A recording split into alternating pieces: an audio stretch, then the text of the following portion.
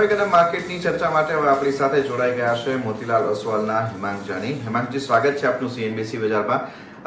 Sir, recently આપણે જો આખું એક માર્કેટનો સિનારીઓ જોયો તો આપણને થોડોક બદલાતો એ રીતના દેખાયો કે કોવિડના ફ્રન્ટ ઉપરથી આપણા કેસીસની રાહત થોડી આવતી દેખાય, તો માર્કેટે પણ આને લઈને એક પોઝિટિવ રિએક્શન આપ્યું છે. આ ફ્રન્ટને આપ કેવી રીતના જોઈ રહ્યા છો? છેલ્લા 2-3 દિવસથી આપણને જે આખો માહોલ કોવિડ કેસીસનો બદલાતો દેખાયો છે, માર્કેટ આને કેવી રીતના રિએક્ટ કરતું દેખાશે કે ઓલરેડી માર્કેટે આ ફેક્ટર્સને થોડું ઘણું ડિસ્કાઉન્ટ કરી લીધું છે? Good morning. આઈ થિંક માર્કેટમાં આપણે જોઈએ તો જ્યારે ઇનિશિયલી આપણા એક્ટિવ કેસીસના અને ન્યૂ કેસીસના આંકડા વધતા દેખાયા હતા, ત્યારે એક જનરલ વ્યૂ એવો હતો કે આ એક ટેમ્પરરી ઇશ્યુ છે અને by mid May or end May આ પરિસ્થિતિ થોડી કંટ્રોલમાં આવતી આપણને દેખાશે. અને ગ્લોબલી પણ માર્કેટ્સ ઘણા સારા હતા, પર્ટિક્યુલરલી જે મેટલ સ્ટોક્સ છે, steel or non ferrous companies like aluminium, copper, zinc, એ બધામાં એક બહુ જ મોટી આપણે રેલી જોઈ હતી. તો એવા સંજોગોમાં માર્કેટમાં એક કોન્ફિડન્સ હતો કે ગ્લોબલી જો કોમોડિટી સાયકલ આટલી સ્ટ્રોંગ હશે અને ઇન્ડિયામાં જો પરિસ્થિતિ by mid May or end May માં કંટ્રોલમાં આવી જશે તો એક ટેમ્પરરી કરેક્શન હોઈ શકે છે અને આપણે એક પોઝિટિવ રિએક્શન જોયું. પણ તમે જે રિએક્શન છે એમાં તમે થોડું ફર્ધર ડિટેલમાં જોશો તો તમને ખ્યાલ આવશે કે ખાલી અમુક જ પોકેટ્સમાં આપણે એક સારું સ્ટ્રેન્થ જોઈ હતી, be it metals or health care. પણ જે બાકી બધા સેક્ટર્સ છે, ઓટો, એફએમસીજી, ટેલિકોમ, આ બધામાં આપણે એક ડલ મુવમેન્ટ જોઈ છે. એટલે નિફ્ટી લેવલ ઉપર આપણે કોઈ બહુ મોટી અપસાઇડ જોઈ નથી. It is confined to very few sectors. પણ હિમાંક સર, જે રીતે આપણે અત્યારે ગ્લોબલ સેન્ટિમેન્ટ જોઈ રહ્યા છે, અથવા તો ચાઇના જે રીતે મેટલની રેલીને રોકવાની કોશિશ કરી રહ્યું છે, કે જે ટેક શેર્સમાં યુએસમાં જે દબાણ આવતું જોવા મળી રહ્યું છે, એને તમે કઈ રીતે મૂલવી રહ્યા છો? કારણ કે એના નીજક રિએક્શન આપણે ત્યાં પણ જોવા મળી રહ્યા છે. યુએસની અંદર ડેફિનેટલી આપણે ટેકનોલોજી સ્ટોક્સમાં થોડું કરેક્શન જોયું છે. અને તમે જો એમના ક્વાર્ટરલી નંબર્સ જુઓ, જે ટોપની યુએસની કંપનીઝ છે, whether it is Amazon, Google, Facebook, તો બધાના પરફોર્મન્સીસ હાયર બેઝ ઉપર 30-40% આપણે ગ્રોથ જોયો છે.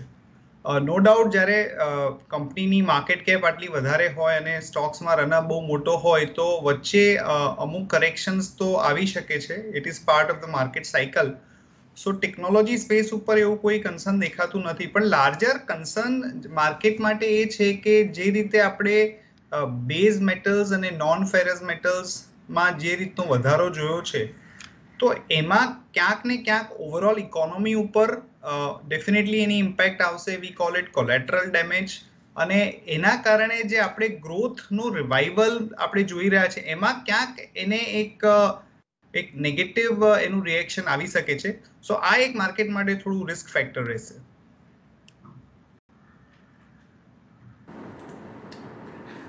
સર, એની સાથે મેટલ સેક્ટરની અંદર જે ખાસ કરીને આપણને આ રેલી આપણી આખી જોઈ અને જેને હવે એક ચીન તરફથી કબ કરવાનો ટ્રાય થયો છે, અને એકચ્યુઅલ સેન્સની અંદર જોઈએ તો as an asset class iron ore કે મેટલના પ્રાઇસીસની અંદર આપણે પાસ્ટમાં ક્યારેય આ પ્રકારના એક્શન આવતા નથી જોયા.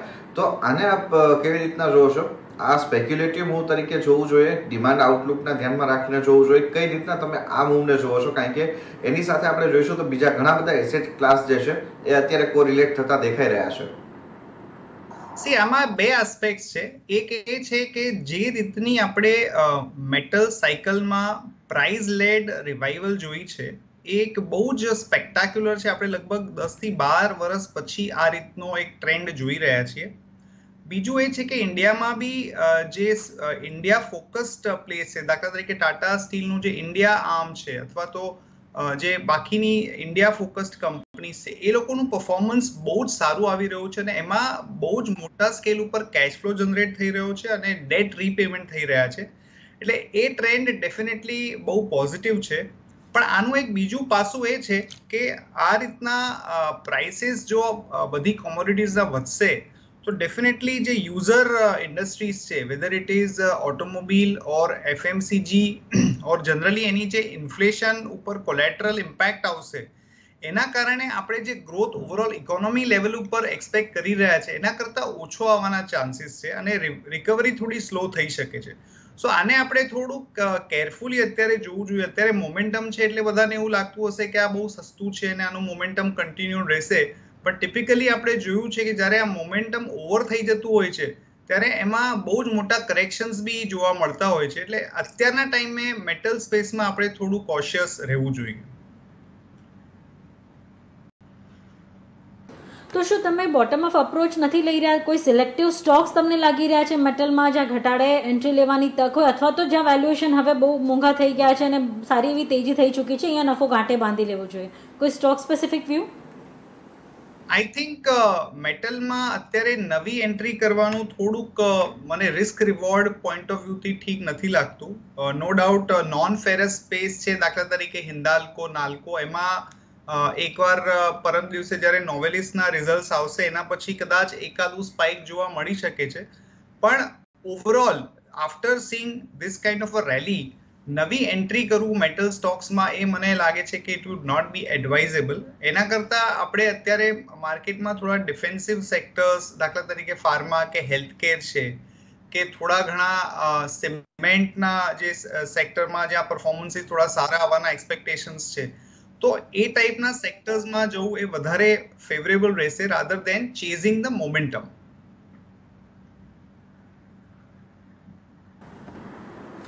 ઓકે, તો આ એક પર્સપેક્ટિવ છે, પણ સર આમાં પણ હેલ્થકેર અને ફાર્માનું પણ જો આખું આર્ટિકલ જોઈએ તો આમાં ઘણા બધા સ્ટોક્સ એવા છે કે જે હજુ કદાચ આ રેલીની અંદર પાર્ટિસિપેટ કરતા નથી દેખાયા, પણ એની સામે આપણે જોઈએ તો મિડ સાઇઝના ફ્રન્ટ ઉપરથી ઘણા બધા સ્ટોક છે કે જેને આપણને ઘણી સારી રેલી બતાવી દીધી છે.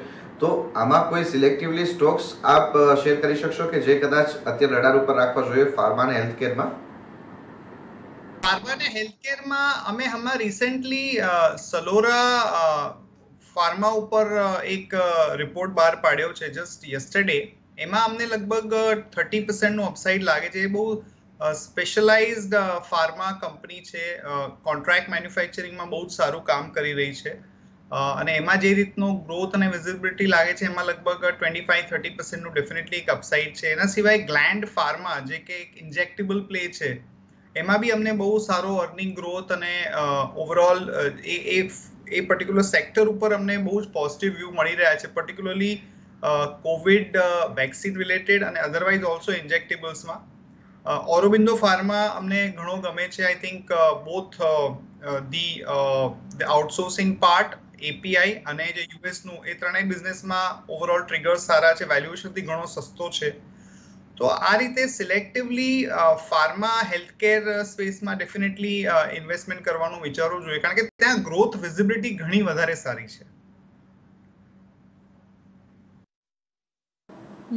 ત્યારે પીએસયુ સેગમેન્ટમાં આપની પસંદગી ક્યાં છે? અત્યારે તો આપણે જોઈ રહ્યા છે મોટાભાગની પીએસયુ કંપનીઝમાં હજુ પણ ખરીદારી વધી રહી છે આગળ, પણ જો સિલેક્ટિવ રહેવું હોય ને ફંડામેન્ટલી સ્ટ્રોંગ કંપની પસંદ કરવી હોય તો આપને કઈ ગમશે?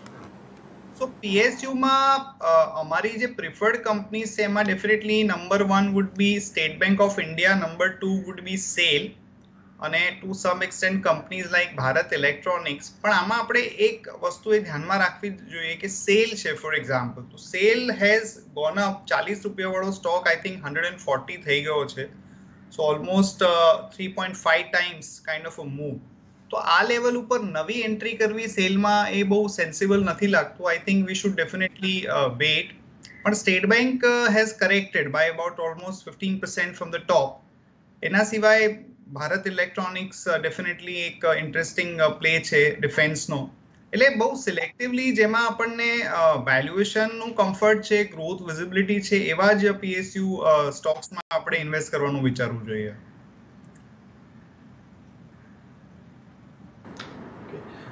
એની સાથે સર એક બીજું વર્ટિકલ આખું સમજવા માંગીશું. અત્યારે જે આપણને પ્લે આઉટ થતું દેખાઈ રહ્યું છે કોમોડિટી સાયકલની ચેન્જીસની સાથેનું, એમાં આપણે જોઈએ તો હવે આપણને ફરીથી એક વખત સિમેન્ટ, રિયલ એસ્ટેટના સેગમેન્ટ છે એ આપણને એક એગ્રેસિવ થતા દેખાઈ રહ્યા છે. આ સેક્ટરને આપ કેવી રીતના જોવો છો? ઇવન આમાં આપણે ઇન્ફ્રાને આખું અલગથી ડિસ્કસ કરી શકીએ છીએ, પણ રિયલ એસ્ટેટ અને સિમેન્ટ જે છે એ અત્યારે આપણે લાગે છે કે કદાચ નેક્સ્ટ ક્વાર્ટર્સની અંદર આ કાઉન્ટર્સ જે છે વધારે બુલિશ રહેતા દેખાશે.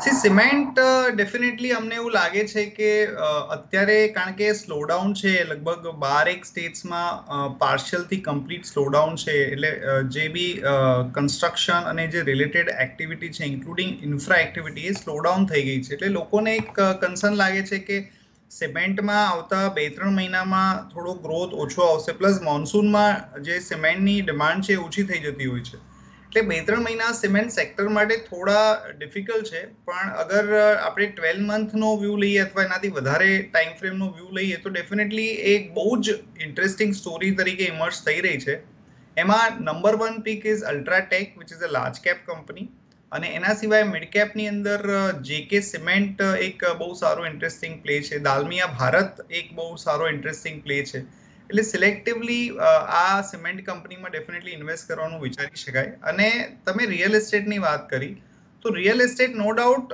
લાસ્ટ એકાદ વર્ષમાં બહુ જ સ્ટેન્ડ આઉટ પરફોર્મન્સ રહ્યું છે સિલેક્ટ કંપનીઝનું પર્ટિક્યુલરલી ગોદરેજ પ્રોપર્ટી ઓબેરોય પણ હમણાં રિસન્ટલી આપણે એક એવો ટ્રેન્ડ જોયો હતો કે ગોદરેજ પ્રોપર્ટીમાં સેલ્સ વોઝ રિઝનેબલી ગુડ પણ માર્જિન્સમાં બહુ જ મોટા પ્રેશર આવી રહ્યા છે પ્લસ after seeing બહુ જ સારું performance in the last 1 year we are not sure કે આવતા 3 કે 6 મહિનામાં સિમિલર ગ્રોથ ટ્રેન્ડ પાછો રિયલ એસ્ટેટમાં આવશે કે કેમ એટલે એમાં આપણે થોડું અત્યારે કોશિયસ રહેવું જોઈએ કારણ કે એ બહુ જ હાઈ બીટા પ્લે છે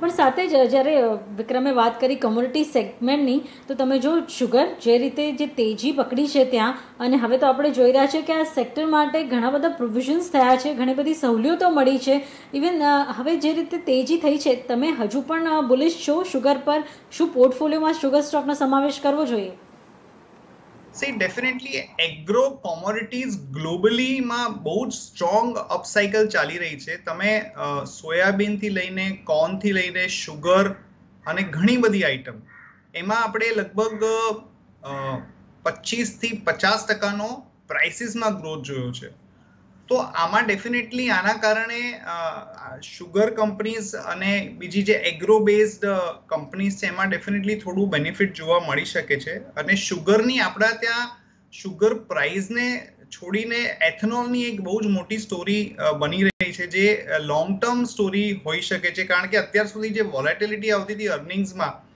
એ એથેનોલ સ્ટોરી આવ્યા પછી ઘણી ઓછી થઈ જશે પણ આપણે એ બી ધ્યાનમાં રાખવું જોઈએ કે શુગરના જે સ્ટોક્સ છે એ બી લગભગ 2 to 3 ટાઈમ્સ વધી ચૂક્યા છે એટલે જે લોકોને મોમેન્ટમ પ્લે કરવું છે એ લોકો ડેફિનેટલી થોડી લાર્જર કંપનીઝ છે દાખલા તરીકે બલરામપુર છે કે દાલમિયા શુગર છે એમાં કામ કરી શકે છે પણ અહીંયાથી બહુ લાંબો 1-2 વર્ષનો વ્યૂ લઈને ચાલવા માટે મને ઠીક નથી લાગતું કારણ કે આ સ્ટોરીમાં ક્યારેક બી જ્યારે ગ્લોબલી પ્રાઇસીસ કરેક્ટ થશે ત્યારે આ બધા સ્ટોક્સના ભાવ પણ બહુ જ મોટી વોલેટિલિટી આપણને જોવા મળતી હોય છે એટલે નવી એન્ટ્રી કરવાનું મને કમ્ફર્ટ નથી નવી એન્ટ્રી આ કોમોડિટી કાઉન્ટર્સની અંદર કરવા માટેની કમ્ફર્ટ નથી પણ સર એની સાથે એક બીજું વર્ટિકલ જોઈએ જે આપણને મોન્સૂનના સારા ફોરકાસ્ટ લઈને એક એગ્રેસિવલી આગળ વધતું દેખાઈ રહ્યું છે એમાં આપણે જોઈએ તો ફર્ટિલાઇઝર અને સાથે જ એગ્રી ઇક્વિપમેન્ટ બનાવતી કંપનીઝનું રહ્યું છે આ ફ્રન્ટ ઉપર કોઈ કંપનીઝ આપને પસંદ આવી રહી છે કે પછી આ સેક્ટર ઉપર આપનો આઉટલુક કેવી રીતના જોઈ રહ્યા છો સી ડેફિનેટલી જે એગ્રી સ્પેસ છે જેમાં આઈધર એગ્રી ફર્ટિલાઇઝર્સ કે સ્પેશિયાલિટી કેમિકલ્સ હોય એમાં ડેફિનેટલી એ સેક્ટર એક બહુ જ બેસ્ટ પરફોર્મિંગ સેક્ટર રહ્યું છે લાસ્ટ 2 વર્ષમાં અને એમાં ઓવરઓલ ગ્રોથ વિઝિબિલિટી ઘણી સારી છે તો એમાં અમને જે પસંદ છે એમાં એક પીઆઈ ઇન્ડસ્ટ્રીઝ છે જે એક ક્રેમ્સ અને સ્પેશિયાલિટી કેમિકલ કંપની છે એના સિવાય એક કંપની છે ગોદરેજ એગ્રોવેટ કે જેમાં લાસ્ટ 3-1 વર્ષથી ભાવમાં કોઈ મોટો ફેરફાર થયો નથી પણ એનું તમે રિસન્ટ ક્વાર્ટરલી પરફોર્મન્સ જુઓ તો બહુ ઓલરાઉન્ડ સારું પરફોર્મન્સ છે અને it belongs to Godrej group so Godrej Agrovet એ થીમમાં ડેફિનેટલી ફિટ થઈ શકે છે એના સિવાય આઈ થિંક અમારી પાસે એક કોરોમંડલ ઇન્ટરનેશનલ છે તો that is also very interesting company on the fertiliser અને speciality fertiliser side of it so આ એક સારી કંપની છે જે રૂરલ થીમ અથવા તો રૂરલ પ્લેમાં પાર્ટિસિપેટ કરવા માંગે છે એ આ કંપનીઝમાં ડેફિનેટલી ઇન્વેસ્ટ કરવાનું વિચારી શકે ત્યારે જ હાલના દિવસોમાં આપણે જોયું છે આખા થીમ બદલાતી દેખાય. તમે જો મેટલમાં તેજી થઈ, શુગરમાં તેજી થઈ, PSU સ્ટોક્સમાં તેજી થઈ, પણ જે લગાડ રહ્યા એ રહ્યા ઓટો કંપનીઝ અને ઓટો એન્સિલરી. પણ તમને લાગે છે એક સારો સમય હોઈ શકે ઓટો એન્સિલરી સ્પેસિફિકલી કે જ્યાં અત્યારે ઘટાડાનો લાભ લઈ લેવો જોઈએ? અમારું ઓટોમાં એવો વ્યૂ છે કે ટુ વ્હીલર કંપનીઝમાં હજુ પણ બહુ ક્લેરિટી નથી કે આ ગ્રોથ કેવી રીતે પાછો આવશે, કારણ કે આજે કોવિડના કેસીસનું જે વધારો ચાલુ થયો એના પહેલા જ ટુ વ્હીલર્સની અંદર નંબર્સ થોડા સારા નતા આવી રહ્યા. તો ટુ વ્હીલર્સ અમે લોકો અવોઇડ કરીશું, કારણ કે હવે ફર્ધર કેટલો પ્રાઇસ હાઈક એ લોકોએ કરવો પડશે અને પાછા નંબર્સ કેટલા સારા આવશે એની પર એટલી ક્લેરિટી નથી. પણ I think companies like Maruti એ અમને બહુ જ ઇન્ટરેસ્ટિંગ લાગે છે, કારણ કે અને ટુ સમ એક્સટેન્ટ ટાટા મોટરમાં તમે જુઓ કે ગઈકાલે BMW જે ગ્લોબલ ગાઈડન્સ આપ્યું હતું એ બહુ જ સારું આપેલું હતું, અને એનો મતલબ એમ છે કે ગ્લોબલી જે પેસેન્જર વ્હીકલ કેટેગરી છે એમાં બહુ સારી ગ્રોથ વિઝિબિલિટી છે, અને જે રીતે લેન્ડ રોવરમાં આપણે ગ્રોથ જોયો છે એમાં અમને લાગે છે કે ટાટા મોટર્સ એક બહુ જ સારી કંપની હોઈ શકે ઓટો સેક્ટર માટે. અને ડેફિનેટલી મારુતિમાં અમને એવું લાગે છે કે જે બી કરેક્શન આવવાનું હતું મોરોલેસ થઈ ગયું છે. થોડું ઘણું પ્રાઇસ રિલેટેડ ઇન્ક્રીઝ એ લોકોએ કરવો પડશે, પણ ઓવરઓલ વી ફીલ કે રિસ્ક રિવોર્ડ આ પોઈન્ટ ઓફ ટાઈમ ઉપર મારુતિમાં ઘણો સારો છે.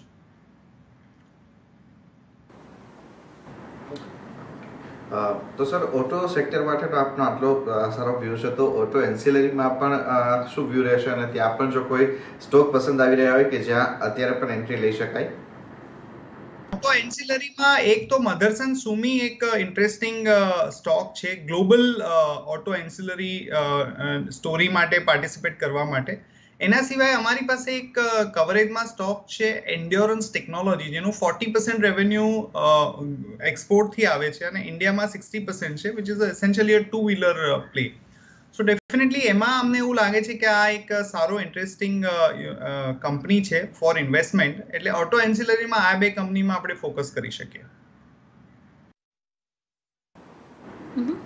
અત્યારે તમે તમારી પસંદગીના કયા સ્ટોક છે, કયા સેક્ટર કે કયા સ્ટોક પર તમે અત્યારે બુલિશ છો? અત્યારે અમે લોકો બહુ જ પોઝિટિવ છીએ, પર્ટિક્યુલરલી ફાર્મા સ્પેસમાં, કારણ કે ફાર્માની અંદર અમને એવું લાગે છે કે સ્ટ્રક્ચરલ સ્ટોરી છે. ઇવન આ જે કોવિડ રિલેટેડ જે પણ અત્યારે ઇશ્યુઝ ચાલી રહ્યા છે એની કોઈ નેગેટિવ ઇમ્પેક્ટ એમાં નહીં થાય. એટલે દાખલા તરીકે Sun Pharma is looking very interesting. એના સિવાય મેં તમને ગ્લેન્ડ ફાર્મા અને સલોરા ઉપર મેં વાત કરેલી હતી. તો આ કંપનીઓમાં ડેફિનેટલી ઇન્વેસ્ટમેન્ટ કરવાનું વિચારી શકાય. અને એના સિવાય અમને લાગે છે કે ટેકનોલોજી સ્પેસ છે જ્યાં નંબર્સ રિઝનેબલી ઘણા સારા આવ્યા હતા અને સ્ટોક્સમાં એટલું વધારે રિએક્શન આપણે જોયું નથી. દાખલા તરીકે ઇન્ફોસિસ છે તો પ્રેક્ટિકલી ત્યાં છે પરફોર્મન્સ ઘણું સારું હતું, ગ્રોથ વિઝિબિલિટી સારી છે. તો ઇન્ફોસિસ અને select mid cap IT companies એમાં પણ ડેફિનેટલી આપણે ઇન્વેસ્ટ કરવાનું વિચારી શકીએ. દાખલા તરીકે સાયન્ટ છે તો સાયન્ટ એક બહુ high quality mid cap IT company છે. પરસિસ્ટન્ટ સિસ્ટમના પરફોર્મન્સીસ બહુ જ સારા હતા. તો ડેફિનેટલી મિડ કેપ આઈટી એક ફ્લેવર પણ છે, તો એમાં ડેફિનેટલી આપણે ઇન્વેસ્ટમેન્ટ કરવાનું વિચારી શકીએ.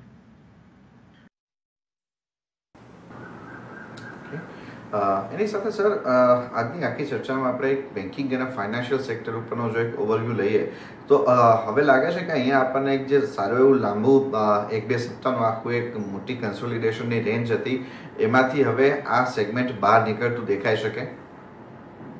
સો બેન્કિંગમાં ઓવરઓલ અમે લોકો પોઝિટિવ છીએ ફોર 1 year 2 year, પણ નિયર ટર્મ ફોર લેટ્સ સે નેક્સ્ટ 1 quarter આ આખું જે કોવિડ રિલેટેડ જે સિનારીઓ છે એમાં એક જોવું પડશે આપણે કે કેટલા જલ્દી આપણે કેસીસ ઓછા થાય છે, એક્ટિવ કેસીસમાં આપણે કંટ્રોલ લઈએ છીએ, વેક્સિનેશન ડ્રાઈવમાં કેટલું પ્રોગ્રેસ થઈ રહ્યું છે. કારણ કે આપણે જોયું કે વેક્સિનેશન ડ્રાઈવ ઘણું સ્લો ડાઉન થઈ ગયું છે. There are lot of issues manufacturing side ઉપર, લોજિસ્ટિક્સ સાઇડ ઉપર. તો અગર આ સિનારીઓ જો થોડો લંબાઈ જશે તો એની અસર થોડી બેન્કિંગ સેક્ટર ઉપર નેગેટિવ આવી શકે છે. એટલે એ એક આપણા માટે રિસ્ક રહેશે. પણ ડેફિનેટલી અગર આપણે 1 કે 2 વર્ષનો વ્યૂ લઈને ચાલીએ તો અમારો view axis bank, ICICI bank અને સ્ટેટ બેંક ઓફ ઇન્ડિયા. આ 3 બેંક્સ ઉપર એક્સ્ટ્રીમલી પોઝિટિવ છીએ અને અમને લાગે છે કે આ 3 બેંક આવતા 2 કે 3 વર્ષમાં 25 થી 30% કમ્પાઉન્ડેડ રિટર્ન આપી શકે છે. પણ એની સરખામણીમાં તમે એનબીએફસીસ જુઓ અથવા હાઉસિંગ ફાઇનાન્સ કંપનીઝ જુઓ, ત્યાં હજુ પણ રિકવરી મોડ ઓન નથી થયો લાગી રહ્યું છે. ખાસ કરીને એચડીએફસીના પરિણામો બાદ પણ તમે જો એ ટેકો નથી મળતો દેખાયો. કઈ રીતે મૂલવી રહ્યા છો એચડીએફસી લિમિટેડને અને સાથે બીજી હાઉસિંગ ફાઇનાન્સ પ્લસ એનબીએફસીસને? I think HDFC limited performance ઘણું સારું હતું. લોકોને એનબીએફસીમાં અને પર્ટિક્યુલરલી કારણ કે ફાઇનાન્સ સેક્ટર છે તો અત્યારે થોડો આઉટલુક કોશિયસ છે એટલે સ્ટોક પરફોર્મ નથી કરી રહ્યો, પણ it's a very high quality stock. એમાં પોર્ટફોલિયોમાં એડ કરવા માટે મને લાગે છે કોઈ એવું કન્સર્ન છે નહીં. એટ ધ સેમ ટાઈમ આપણે એક મુથુટ ફાઇનાન્સ ને એનબીએફસીમાં જોઈ શકીએ, કારણ કે ગોલ્ડના જે રીતે પ્રાઇસીસ વધ્યા છે એમાં જે ગોલ્ડ ફાઇનાન્સ કંપનીઝ છે એનું પરફોર્મન્સ બી સારું થતું હોય છે અને એને જે વેલ્યુએશન મળતું હોય છે એ પણ સારું થતું હોય છે. અને મુથુટ ફાઇનાન્સ ઘણા ટાઈમથી એટલો ચાલ્યો પણ નથી સ્ટોક. તો ડેફિનેટલી આ એક કંપની છે જે એનબીએફસીમાં અમને સારી લાગે છે. એના સિવાય આઈ થિંક ચોલા ફાઇનાન્સનું પરફોર્મન્સ સારું નહોતું, પણ I think overall vehicle finance સ્પેસની અંદર Chola finance is a good play. એટલે એઝ એન એનબીએફસી એક્સપોઝર એમાં આપણે ઇન્વેસ્ટ કરી શકીએ.